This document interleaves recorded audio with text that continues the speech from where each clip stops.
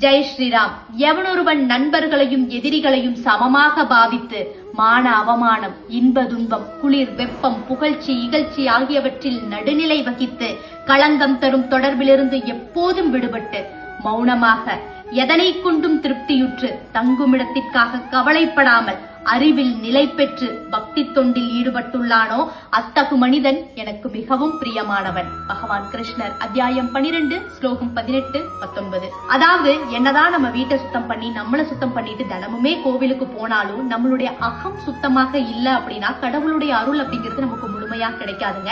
இங்க நிறைய பேர் நம்மளுடைய மனசை குப்பையாக்கி வச்சிருக்கிறோம். போட்டி, பொறாம, தீய எண்ணங்கள், பேராசை அப்படின்னு பல குப்பைகள் நம்ம மனசுக்குள்ள இருக்கு. சோ இதையெல்லாம் சுத்தம் பண்ணிட்டு நம்ம கோவிலுக்கு போனாதான் கடவுளுடைய அருள் அப்படிங்கிறது நமக்கு முழுமையாக கிடைக்குங்க.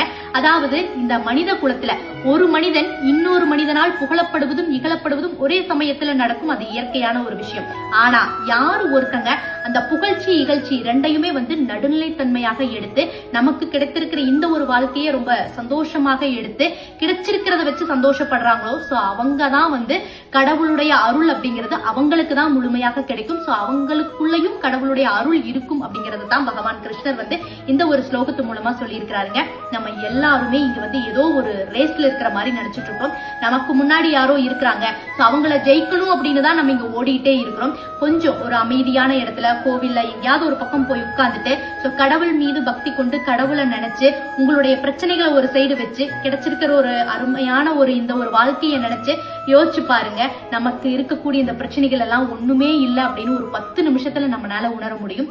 ட்ரை பண்ணி பாருங்க. ஜெய் ஸ்ரீராம்.